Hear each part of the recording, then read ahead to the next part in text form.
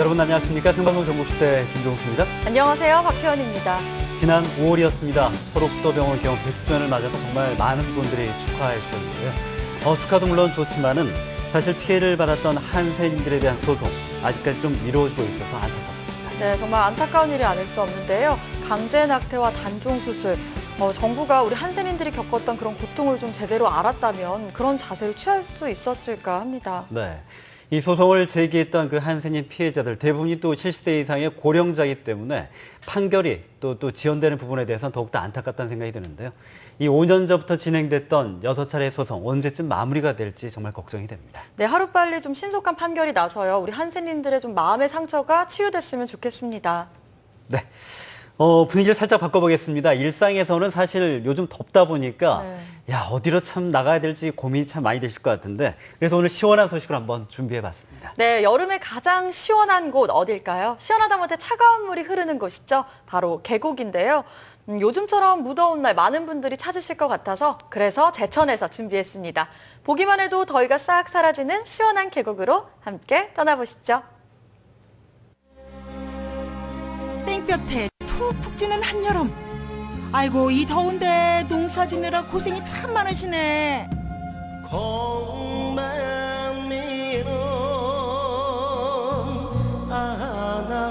아나네야 해적삼이 흠뻑 젖는다 웃음 서로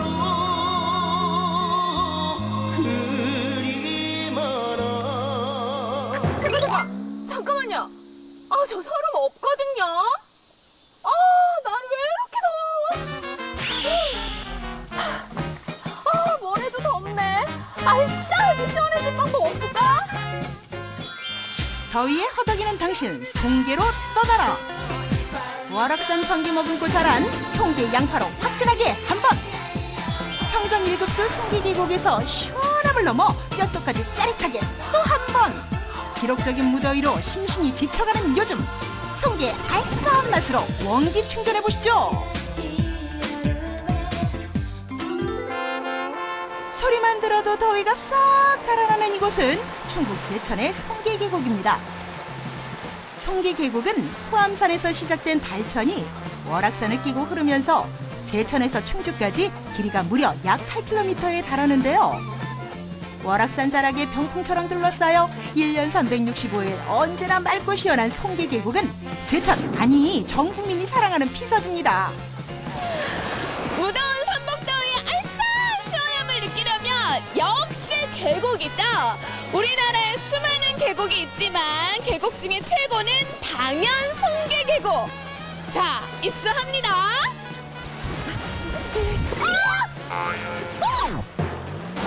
야, 너 거기 왜 있는 거야? 알싸한 맛은 역시 송계 양파죠. 송계 양파? 한국인 밥상에서 빠지면 섭한 재료 양파. 그 양파의 고장이 제천 송계라는 사실 알고 계셨나요? 해발 1097m의 청정한 월악산이 낳은 또 하나의 명물인데요. 지금은 양파 수확이 모두 끝나고 전국 각지에서 밀려드는 주문에 농가들마다 요즘 눈코 뜰 새 없이 바쁘답니다. 다행히 작년엔 가뭄으로 흉작이었지만 올해는 적당한 강수량으로 병충해 피해도 적고 양파알도 실하다는데요. 덕분에 농가들은 바쁘지만 뿌듯한 나날을 보내고 있습니다. 안녕하세요. 안녕하세요. 와, 오다 보니까 무슨 송계 양파 엄청 많이 붙어 있더라고요. 양파가 왜 이렇게 많아요? 여기는 지대가 높고 또 온도차도 많이 나고 석회질 땅이라 양파가 다른 곳보다 좀 더 단단하고 단맛도 강해요. 송계 양파는 9월 초에 파종해 이듬해 6월 중순까지 수확하는데요. 중산간지대에 위치해 큰 일교차와 석회암지대의 좋은 토질 덕분에 여느 양파보다도 육질이 더 단단하고 오래 보관할 수 있어 예전부터 명성이 자자했으며 향은 물론 단맛도 훨씬 높은 것으로 유명합니다. 양파가 달다고요? 이거 속은 것 같은데? 이구 그걸 생으로 먹으면 당연히 맵지. 근데 씹다 보니까 진짜 다네요? 그렇습니다. 요 달큰한 송계 양파가 농가들에게는 짭짤한 수익을 안겨주고 있는데요. 양파를 이렇게 벌써부터 담아서 두면 다 썩으면 어떡해요? 여기 양파는 단단해서 저장고에 들어가지 않고 서늘한 곳에 보관만 하셔도 두고두고 오래 드실 수 있어요. 총 45농가 약 30헥타르에서 재배되는 송계 양파는 1년에 무려 1,200톤. 본격 출하되는 7월부터는 농가들마다 직거래 장터를 여는데요. 굵직굵직한 양파가 송계 양파의 특징이지요. 양파가 큰 거요, 얼굴이 작은 거요? 보기에도 먹음직스러운 송계 양파, 과연 얼마나 알싸할까요? 이거 제가 왜 잘라야 되는 거죠? 알싸한 맛을 많이 느끼시라고요. 이거 얼마나 더 잘라야 돼요? 다. 어머나, 이 많은 양파를 전부 다요? 과정이 어찌됐든 송계의 알싸한 맛, 눈물 콧물 짜며 제대로 느끼네요. 맛보기도 전에 온몸의 감각 세포들을 일깨우는 송계 양파, 그 맛이 더 궁금해지는데요. 너무 매워! 매워! 저 이거 못 먹겠는데요? 그걸 어떻게 먹어요? 이걸 드셔야지. 이게 뭔데요? 송계 양파즙이에요. 알고 계셨나요? 자생 양파가 심장병과 혈관 질환을 예방한다는 사실. 혈관에 생기는 병들이 요즘엔 많잖아요. 그걸 억제시켜주는 게 보라양파에만 들어있어요. 매운 생양파 먹기 부담스러운 분들에게는 안성맞춤. 오, 달다! 맛있네요! 오, 맛있어! 월악산 송계양파 드시고 혈관 튼튼. 몸 튼튼!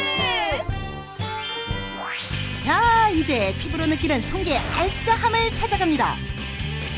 적당한 강우량으로 계곡 수량도 풍부하고 세차게 흐르는 계곡물이 이뤄낸 여름의 소리. 지상낙원이 있다면 바로 이곳이 아닐까요? 에이, 언제까지 발만 담그고 있을 거예요. 온몸이 짜릿짜릿, 냉기가 뚜렷하게 뼛속에 스며드는 이 기분, 송계 계곡에서만 누릴 수 있는 특권이죠. 또한 계곡 밑바닥까지 훤히 들여다 보일 정도로 물도 아주 맑습니다.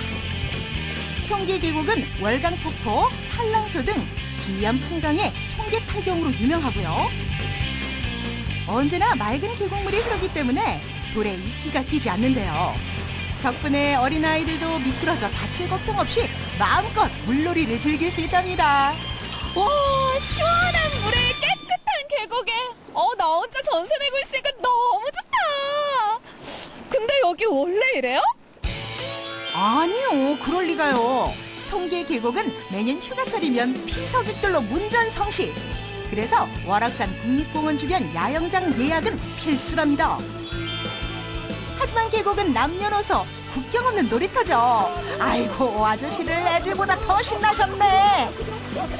송계계곡 자주 오세요? 종종 오거든요. 1년에 한 번씩 오는데 너무나 좋더라고요. 아름답고 발을 담그고 오손도손 얘기하다 소주 한 잔 먹다 보면 이게 스트레스지 뭐예요. 나 이런 게 최고 좋은 것 같습니다. 이런 것들이요. 이런 것들이요. 예. 흥이 절로 나는 송계 계곡. 매년 여름마다 너무나 반갑다면 시원한 계곡물에 풍덩.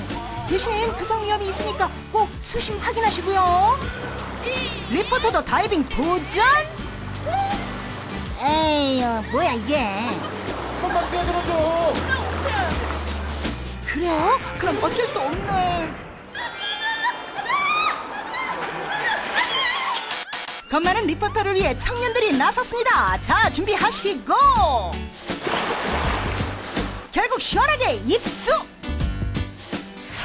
장난꾸러기예요. 진짜. 아니, 송계계곡을 어떻게 해서 오신 거예요? 친한 형 소개로 왔는데 다른 계곡도 가봤는데 여기 되게 물도 맑고 공기도 좋고 최고인 것 같아요. 여기가 송계계곡이 가장 유명하고 좋아가지고 물 맑기로 소문난 곳이니까 그래서 제가 다 추천해서 모았습니다. 지금까지 남녀노소 전 국민이 사랑하는 송계 계곡이었습니다.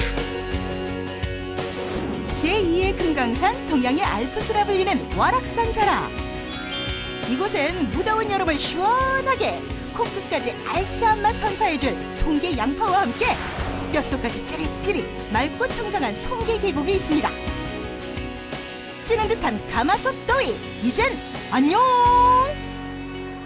시원한 송계 계곡에서 이 알싸한 송계 양파즙을 마시니까 신선이 따로 없네요. 송계라서 행복해요. 네, 굳이 뭐 송계 계곡이 아닐지라도요. 저는 이번 네. 여름 휴가 계곡으로 가야 될지 않을까 마음이 좀 고민이 되네요.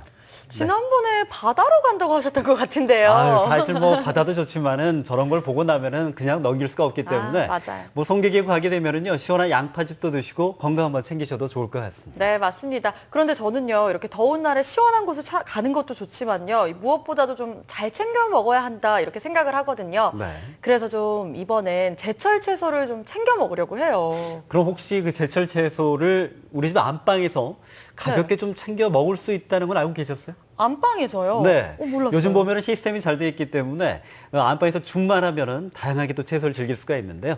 건강이 가득한 영양 덩어리죠. 제철 채소 만나러 함께 가보시죠.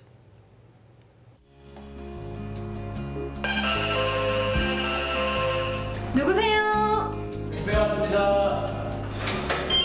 혜진 씨 쇼핑했어요? 이번엔 또 뭘 샀대? 오늘 과연 뭐가 들어있을까? 신선함을 가득 담아서 배달합니다. 이 안에 무엇이 들어있을지 궁금하시죠? 지금 함께 열어볼까요?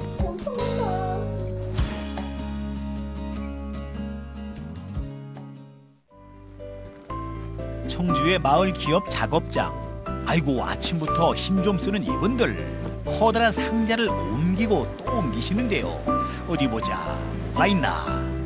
시금치부터 양배추, 감자. 요즘 제철 농산물 다 모였네요. 네, 안녕하세요. 제가 들어오면서 살짝 둘러봤는데요. 네. 여기가 뭔지 모를 박스들로 가득 차 있거든요. 여기가 그럼 유통 창고 같은 곳인가요? 그냥 일반 유통 창고는 아니고요. 저희 회원들이 계약 생산한 친환경 농산물들을 여기 들어와서 농산물 꾸러미 사업을 하는 곳입니다. 생산자별로, 품목별로. 농산물 꾸러미는 당일 아침 갓 수확한 여러 가지 제철 농산물을 한 상자에 담아서 소비자에게 배달하는데요. 한마디로 농산물 종합 선물 세트 같은 거죠. 이야, 싱싱한데요? 그럼 이게 오늘 아침에 들어온 채소인 거죠? 네, 그렇습니다. 그럼 이 많은 채소들은 다 어디서 오는 건가요? 마을 기업의 주인, 바로 유기농 영농조합의 조합원인데요. 조합원들의 농장으로 한번 가볼까요? 잘 익은 방울토마토들 정말 탐스럽군요. 토마토가 엄청 많아요. 아유, 토마토 제철입니다, 지금. 네. 근데 지금 빨갛게 익어가지고 너무 맛있을 것 같아요. 아유, 맛있구만. 이거 한번 드셔보세요. 네. 털털한 혜진 씨 옷에 쓱쓱 닦아서 한 입에 쏙. 사장님, 토마토가 엄청 달아요. 완전히 제철이거든요. 아주 진짜 지금, 맛있어요. 지금 제대로 오신 겁니다. 아주. 농장에서는 화학 비료나 농약을 사용하지 않고 방울토마토를 재배하고 있는데요. 신환경 농법으로 재배하는 것은 조합원의 필수 조건입니다. 선생님, 근데 이렇게 친환경 재배하시기 힘드시지 않으세요? 아, 많이 힘들죠. 근데 이렇게 고집하시는 이유가 있으실 것 같아요. 분명한 고집이 있습니다.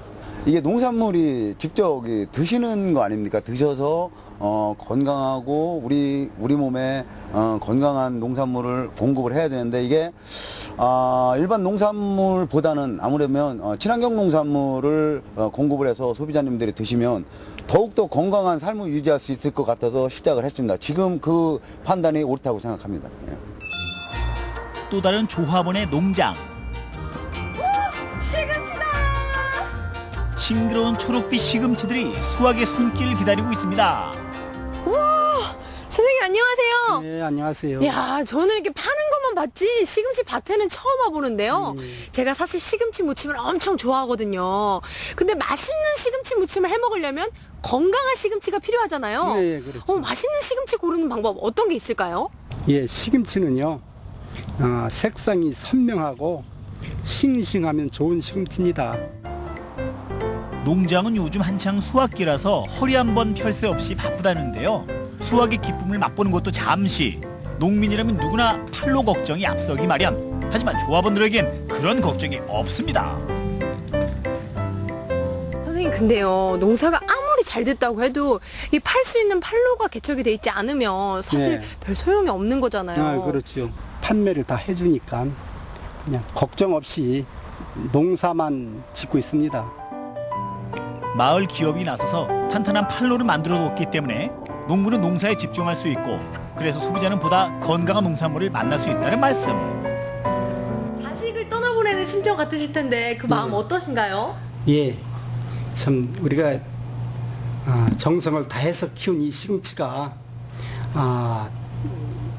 소비자한테 가서 맛있게 드시고 건강했으면 좋겠습니다. 다시 돌아온 작업장. 오늘은 일주일에 한 번 꾸러미 배달이 있는 날입니다. 농산물의 신선함을 유지하기 위해 아주 분주하게 움직이는데요. 포장 후엔 소비자가 믿고 구입할 수 있도록 라벨을 붙입니다. 제가 지금 여기서 포장된 채소를 보고 있는데요. 마치 이 채소 건강합니다라고 증명하듯이 라벨에도 딱하니 무농약 하고 붙어있네요. 지금 보시는 것처럼 이거는 여기 라벨에는 생산자와 그다음에 그분의 생산자의 인증 번호, 그다음 생산지, 또 언제 생산했는지, 언제 포장했는지 날짜까지 다 해서 유통 과정을 투명하게 바라볼 수 있도록 그렇게 지금 저희가 라벨 작업을 하고 있습니다. 조합원들이 애써 키운 농산물이 헐값에 팔리는 일은 없습니다. 마을 기업과 생산자가 함께 가격을 책정해서 정당한 값을 받을 수 있기 때문이죠.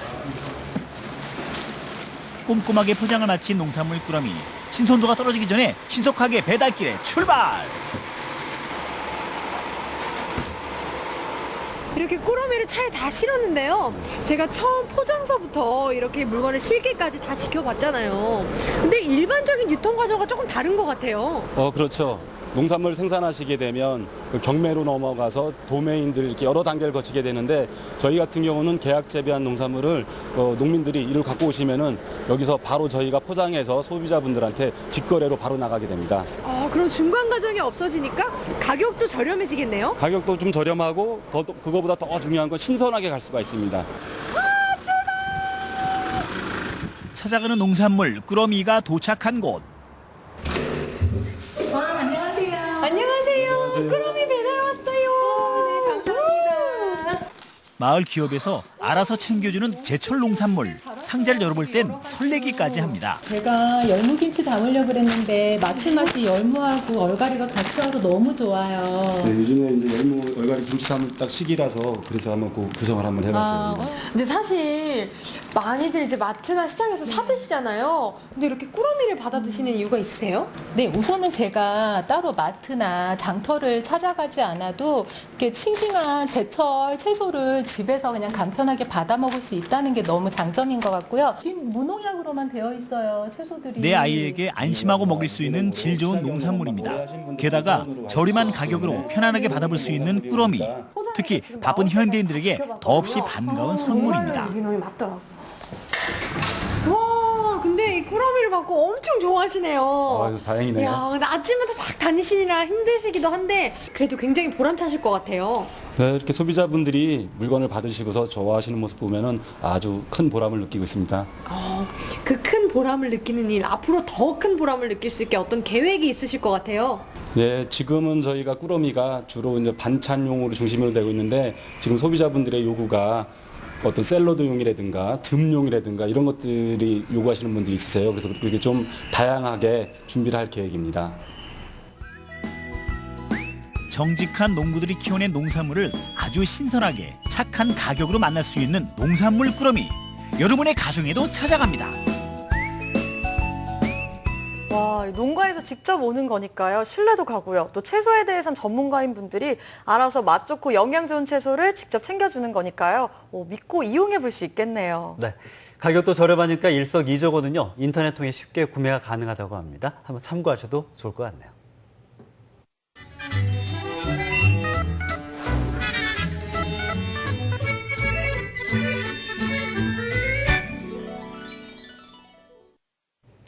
이 날씨가 날씨인 만큼 더위 이야기 자주 하게 되는데요. 네. 요즘 학생들 거의 이제 방학에 들어가지 않습니까? 그렇죠. 방학 때 어딜 갈까 고민을 하더라도 이게 날씨가 덥기 때문에 집 바깥으로 나가는 게 참 쉽지만은 않습니다. 그래도 덥다고 알차게 다양한 활동을 할 수 있는 이 방학에 집에만 있을 수는 없잖아요. 네. 전주에서는요, 방학을 열심히 보내고 있는 학생들이 있다고 하는데요. 그런데 그냥 보통 학생이 아니라 외국에서 한국으로 유학을 온 유학생들이라고 합니다. 과연 방학을 어떻게 보내고 있을지 지금 함께 확인해 보시죠.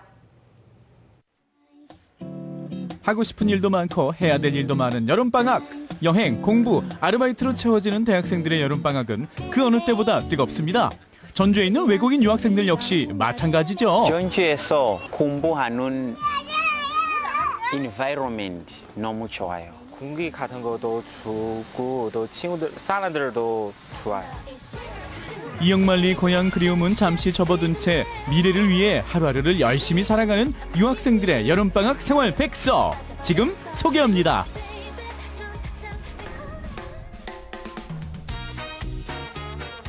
전주 한옥마을의 한 막걸리집, 이곳에 오늘의 주인공 초래정 씨가 있습니다. 맛있어요? 뭘 드릴까요? 맑은 거 타는 거요. 일하는 모습을 보아하니 꽤나 능숙한 솜씨인데요. 중국에서 유학 온 초래정은 전주 유학 4년 차.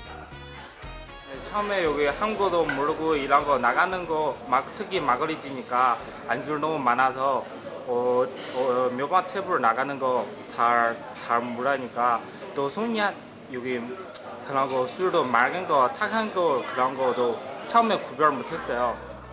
서당계 3년이면 붕어를 읊고 막걸리집 아르바이트 4년이면 한국 문화를 알게 되는 법. 초래정은 이 막걸리집에서 일하면서 한국의 정을 알게 됐죠. 이거 2번 갖다 주세요. 학업을 하면서도 아르바이트를 놓지 못했던 이유도 바로 끈끈한 정 때문이었다는데요. 또 알바하는 거 그냥 돈 버는 거 아니라 왜 여기 한국어도 특히 외국인이니까 한국어도 배우고 그런 거도 사람도 만나보고 그런 거 문화도 배우고 그런 거 참 좋았어요. 초래정은 이 집에서 직원이라기보다는 가족이나 마찬가지 존재입니다. 사장님의 쌍둥이 딸과도 남매처럼 잘 지내죠. 급한 일 있으면 가게도 우리 초래정 알바가 가게도 맡아서 할 정도로 잠깐 정도 뭐 그렇게까지 뭐 맡길 정도로 제가 신임을 하고 또 그만큼 믿음을 주고 잘 하고요. 대학생활 마지막 방학을 보내는 초래정에게 올여름은 더 남다르게 다가옵니다. 중국에선 공학을 전공했지만 한국에 와서 경제학으로 진로를 바꾼 초래정. 여름방학을 맞이해 또 한 번의 도전을 준비합니다. 졸업하고 나서 대학원 들어갈 거예요.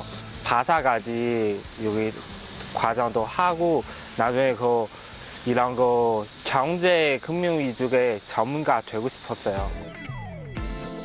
꿈을 향해 이제 막 새로운 걸음을 내디딘 주인공도 있습니다. 방학을 맞이해 학교 사무실에서 아르바이트하는 여롱 씨. 그녀는 미얀마에서 온 유학생입니다. 한국에서 미얀마에 오는 제가 아는 그 목사님은 호텔경영학을 추천해 주셨어요. 그리고 제가 영어도 조금 잘 할 편이어서 잘 것 같다고. 한국에 온 지 4개월. 아직은 모든 게 낯설기만 합니다. 전면이 앞부분이에요. 여기다가 고향 생각이 간절하지만 언제까지 그리워하고 있을 수만은 없습니다. 한국 학생보다 2배 더 알찬 시간을 보내기 위한 여롱 씨의 여름방학이 시작됐습니다.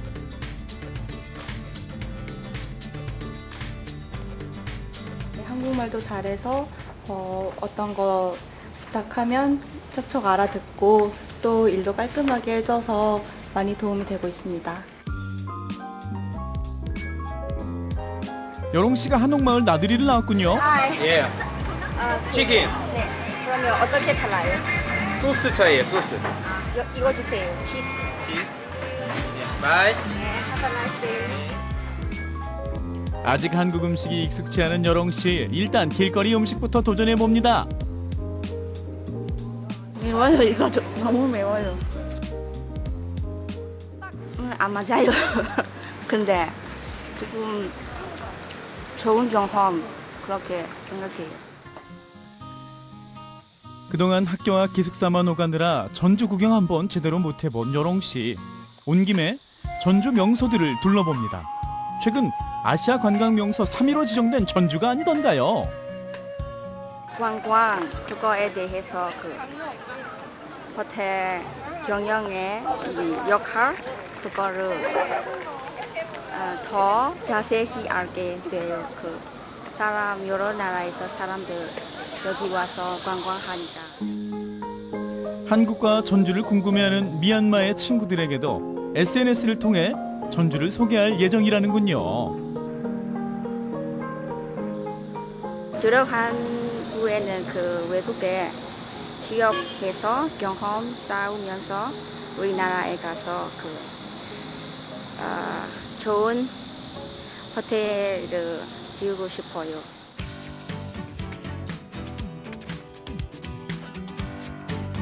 지구 반대편 아프리카에서 날아온 람손 씨.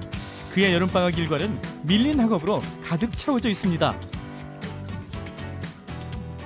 제가 우리나라에서 아마 고등학교까지 공부하고 영어로 알제리에서 대학교 다니고 프랑스 언어로 배우고 그 다음에 여기 한국 정부 장학금 받고 석사하고 있어요.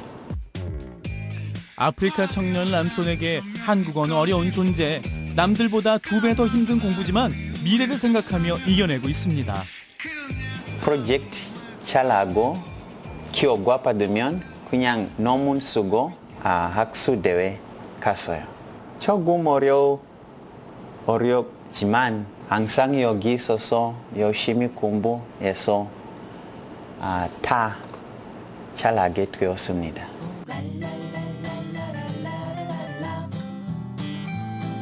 올여름 람손에게 특별한 기회가 찾아왔습니다. 여름방학을 이용해 한국으로 연수온 라오스 대학생들을 돕는 자원봉사를 하기로 한 거죠. 워터. 예, 물. 예, 물. Beautiful, 아름다워요. 아름다워요. Ramson is a good teacher. They can help me everything, such as homework or learn something, such as Korean language and. 저도 한국에서 왔을 때 고생했어요. 그럼 그 친구 보면 고생할 수 없게끔 제가 도와줬어요.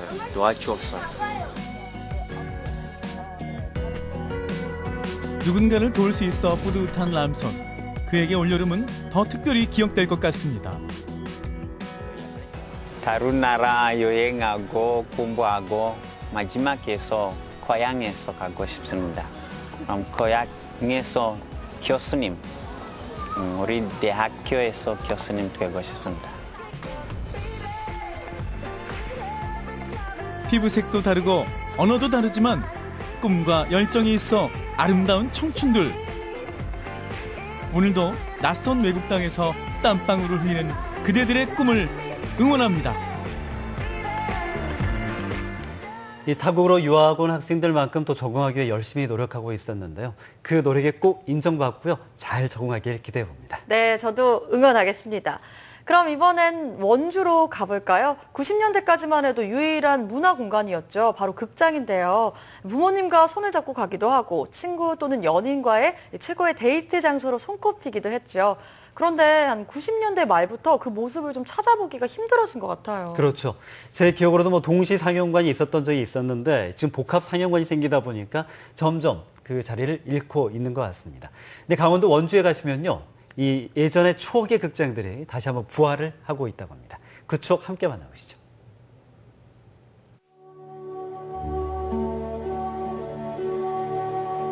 따뜻한 위로와 웃음, 눈물과 감동을 주고 그리고 아름다운 추억을 선물했던 우리들만의 옛날 극장.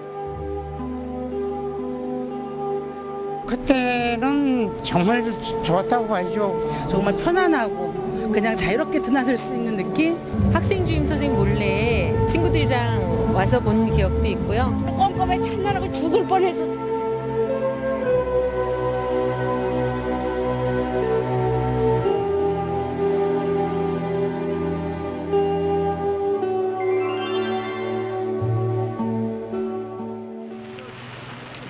10년 전만 해도 원주 시민들의 문화 공간이었던 원주의 극장들. 원주 분들이시라면 옛 극장에 대한 추억은 하나씩 다 가지고 계실 텐데요. 그 극장, 그 추억 여행으로 떠나보시죠.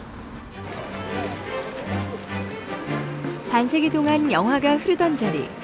원주의 아날로그 영화관인 아카데미 극장 인근에서 시민들과 옛 극장에 대한 가치와 추억을 나누기 위한 자리를 마련했는데요. 행사에 대해서 간단하게 소개 좀 부탁드리겠습니다. 네, 그 60년대부터 원주에는 단관극장들이 5개가 있었습니다. 군인극장 포함해서. 근데 작년에 특히나 문화극장이 철거가 되면서 많은 분들이 아쉬워하시는 분들이 많으셨습니다. 그래서 마지막 남은 아카데미 극장이라도 원주의 사산으로 남기고자 시민들이 좀 모여가지고. 1960년대에서 90년대를 풍미했던 추억의 포스터들. 빛바랜 영화 포스터들을 통해 기억을 더듬으며 그때의 시간을 털어놓습니다. 고등학교 때 맨날 새벽에 가서 포스터도 많이 훔쳐오고 그랬었어요. 몰래 뜯어오고. 그때 영사기사님한테 잡혀서 물론 극장 안으로 끌려 들어갔었는데 그때 저는 굉장히 많이 혼날 줄 알았었어요. 근데 영사실 옆에 있는 창고로 저를 데려가시더라고요. 그래서 창고 문을 열었더니 그동안 아카데미에서 개봉했던 영화의 포스터들이 쫙 정리가 돼 있는 거예요. 그래서 마음껏 가져가라고 하셨었고 이 포스터들이 그때 주신 포스터 중에 일부예요. 예. 영화 포스터는 어떤 의미인가요? 한번 만들어지면 100년 있고 200년 있고 계속 끝까지 남는 것, 그 영화의 얼굴이고 예. 그래서 영화의 역사라고 볼 수도 있죠. 반세기라는 세월 동안 원주 시민들의 삶과 희노애락을 함께 해온 정겨운 극장들.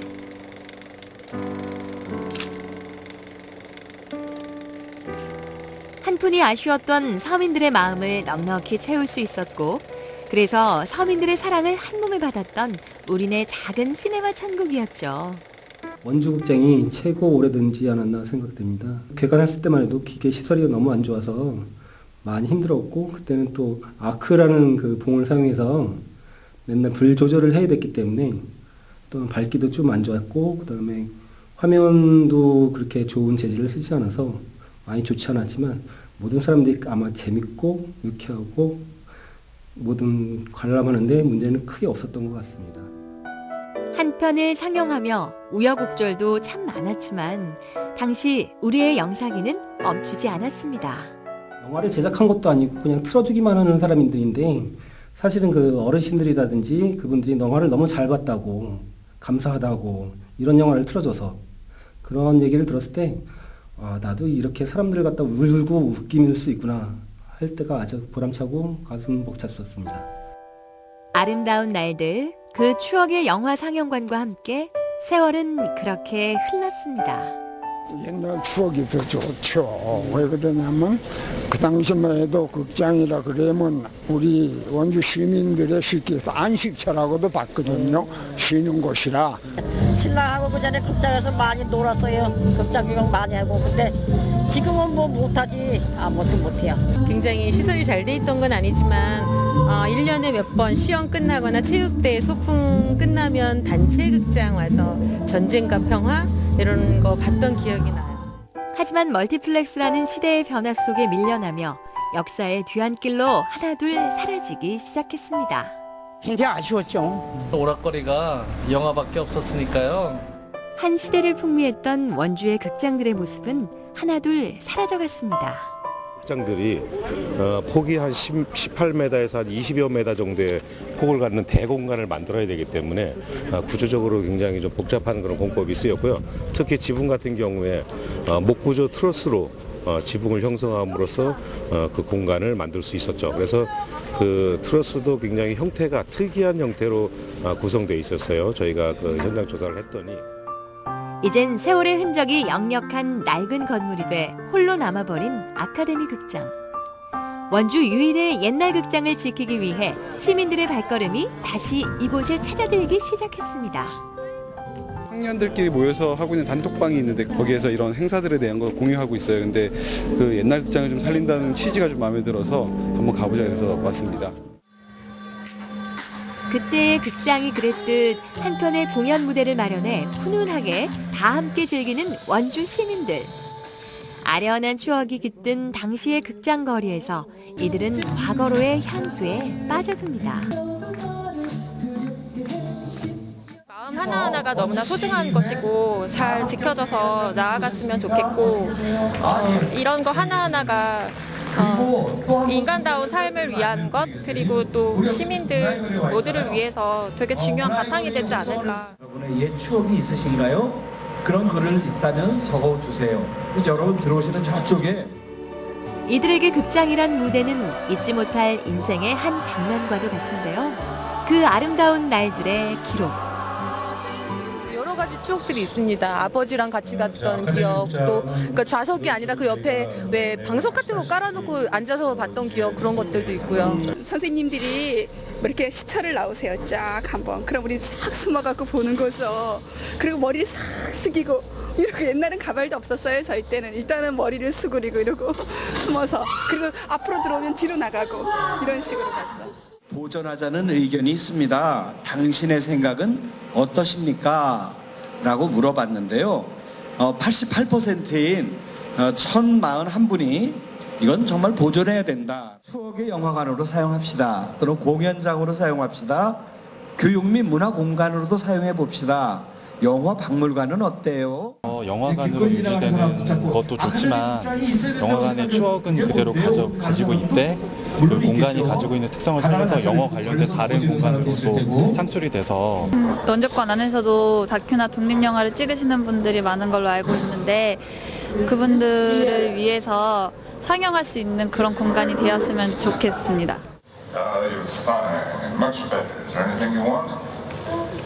고전 영화를 감상하는 시간. 오랜만에 추억을 곱씹으며 이들만의 기억과 청춘을 다시 찾습니다. 분위기 있고 괜찮았어요. 좀 더 많이 활성화가 됐으면 되게 좋을 것 같아요. 우리는. 그리고 옛날 영화 저렇게 보기가 힘들잖아요. 이렇게 큰 화면으로 그게 굉장히 좋았어요. 모든 상상을 허락해주듯 다양한 공상과 꿈을 펼칠 수 있었던 곳. 제 인생이 녹아있는 곳이기도 하고요. 저에게는 그 문화극장이라는 데가 역사이자 제 삶이었습니다. 아마 제 잊지 못할 남은 공간이 될 것 같습니다. 여러분은 청춘의 날들을 기억하고 계신가요? 혹시 지금도 그때처럼 아름다운 날들을 보내고 계신가요? 청춘의 그날로 돌아갈 수 있는 곳, 그 인생이 머무는 곳. 우리들만의 극장의 추억과 시대는 여전히 가슴 깊이 살아있습니다. 네, 저는 사실 잘 기억은 나지 않지만요. 그래도 옛 극장의 모습을 보고 또 추억이 깃든 이야기를 들으니까 마음이 참 훈훈해집니다. 네, 저도 나이가 들다 보니까 추억을 곱씹게 되는 것 같은데요. 이런 추억이 담긴 옛 극장들 다시 한번 잘 자리 잡길 기대해봅니다. 네, 그럼 이번엔 대전으로 가보겠습니다. 슬픔은 나누면 반이 되고 기쁨은 나누면 배가 된다는 말이 있잖아요. 그런데 사실 나눈다는 것 자체가 참 어려운 일인 것 같습니다. 네, 이 내 걸 나눈다는 자체가 요즘 시대 참 쉬운 일만은 아니거든요. 그렇죠. 하지만 나누는 게 더 이득이 된다는 거 알고 계신지 모르겠습니다. 화면으로 만나보시죠. 하나, 둘, 셋. 하나, 둘, 셋. 하나, 둘, 셋. 우리 같이 써요. 나누면 나눌수록 커지는 기쁨, 공유경제를 소개합니다. 소나기를 만나거나 우산을 깜빡하고 외출했을 때 관저일동 주민들은 당황하지 않고 주민센터를 찾아갑니다. 입구에 비치되어 있는 초록색 우산의 이름은 공유우산. 주민이라면 누구나 이용할 수 있는데요. 함께 쓰는 기쁨을 공유하고 싶은 사람들의 아이디어입니다.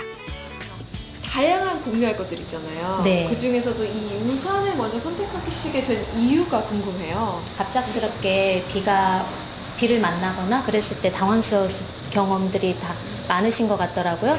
그래서 그럴 때 뭐 나의 주변에 우산이 있다면 얼마나 반갑겠어요. 맞지 않아도 되고. 그래서 일단 가장 쉬운 우산으로 선택해봤어요. 내 것이 아닌 모두의 것. 소유의 삶보다는 공유의 삶을 추구하는 사람들이 만나 따뜻한 지역사회를 꿈꾸고 있습니다. 대전의 공유경제 활성화를 위한 첫 번째 프로젝트 공유우산. 현재 서구 지역을 중심으로 16군데 공간에 공유우산이 비치되어 있습니다. 공유 우산, 써유라고 이렇게 녹색 우산이 참 예쁘게 되어 있는데요. 일단 이 공유 우산 말고도 어떤 다른 활동들을 하고 계신가요? 서로 이제 기업이면 기업, 아니면 개인이면 나를 공유합니다 해서 기업 소개도 하고 나를 공유를 해서 서로가 어떤 달란트가 있는지 그래서 서로가 협업할 수 있게 네트워크가 그냥 생기는 게 아니거든요. 대화가 이루어질 때 네트워크가 생기고 또 그 안에서 공유가 일어나고 그래서 활동을 하고 있어요.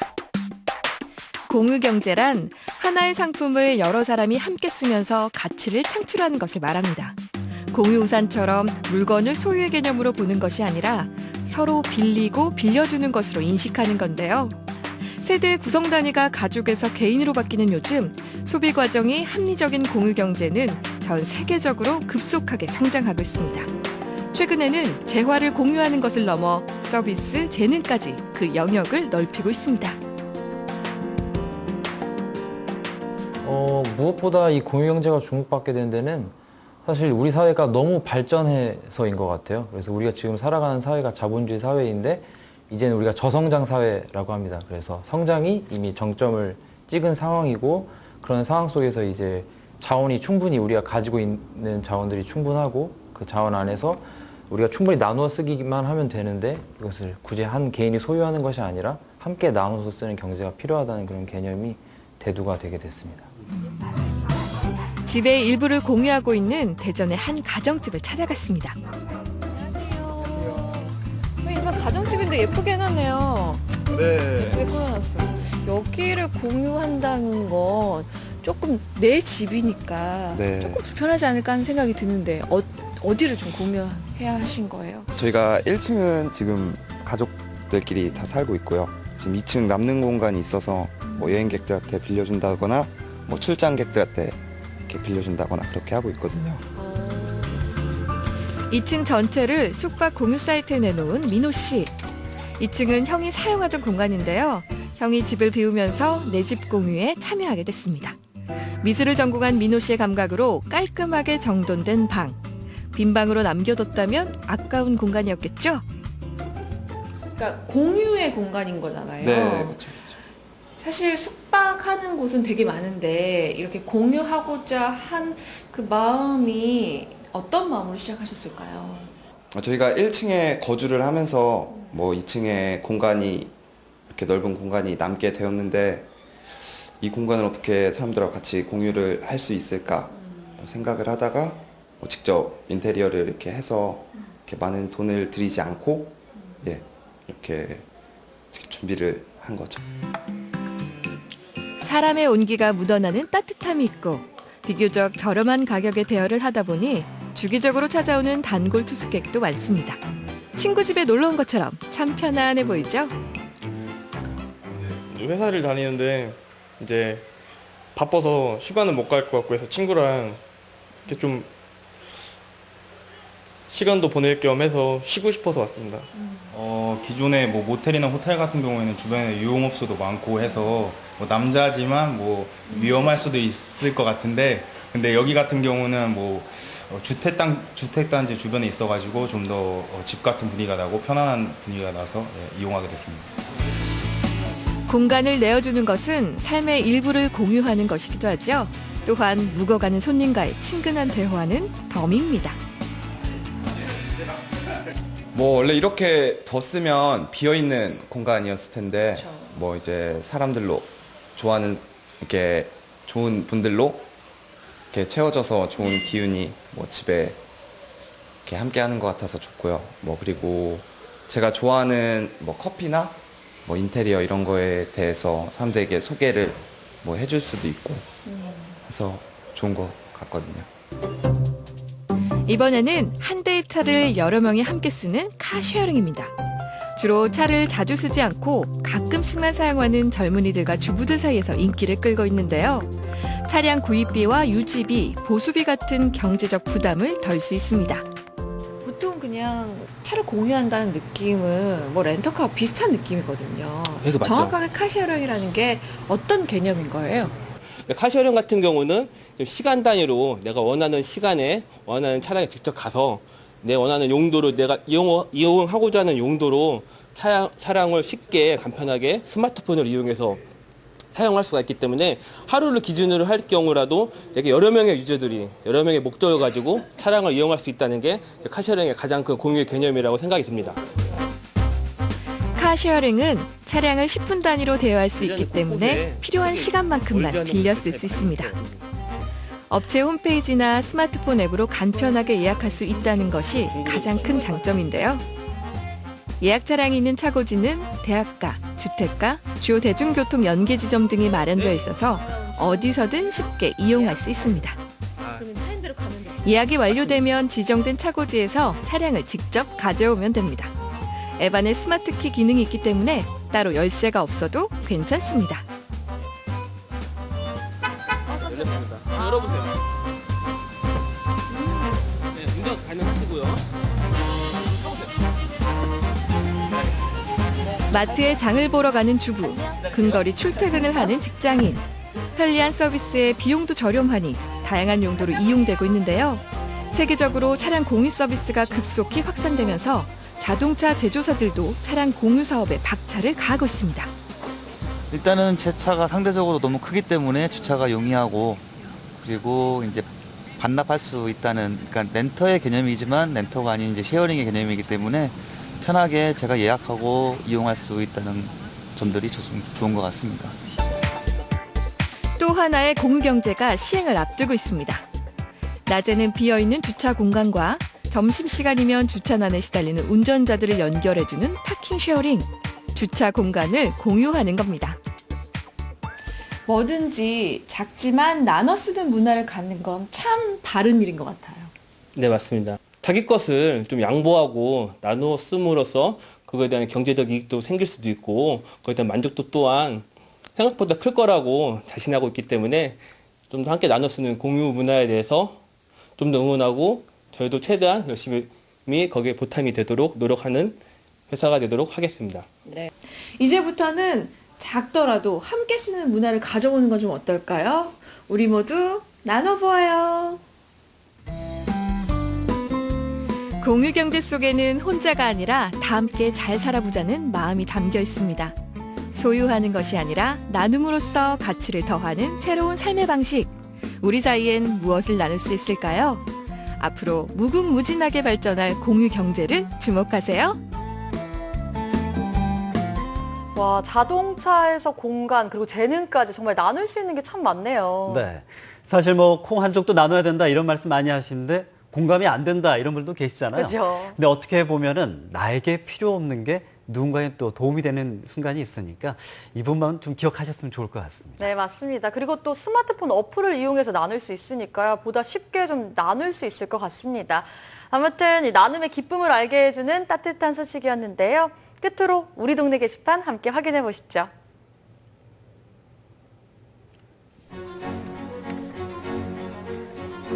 여수 민속전시관에서 어린이와 그 가족들을 대상으로 교육 및 체험을 실시합니다.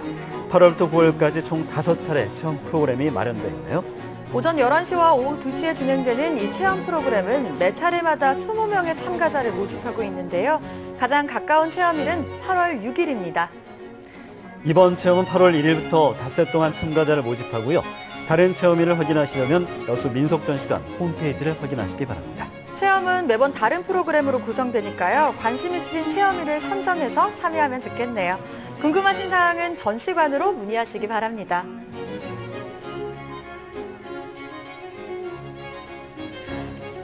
순천시에서 무더운 여름철을 맞아 순천만 정원에 물놀이 체험장을 운영하고 있습니다. 어린이부터 가족과 모두가 함께 즐길 수 있도록 마련이 되어 있네요. 이 미니 풀장은 8월 28일까지 운영되는데요. 풀장뿐만 아니라 미꾸라지 잡기, 물풍선 터뜨리기 등 다양한 프로그램까지 준비되어 있습니다. 야외 탁자와 그늘막 등 부대 시설도 구비가 되어 있다고 하죠. 주말에 아이들과 함께 찾아가 보셔도 좋겠고요. 문의사항은 순천시 국가정원 운영과로 연락하시면 됩니다.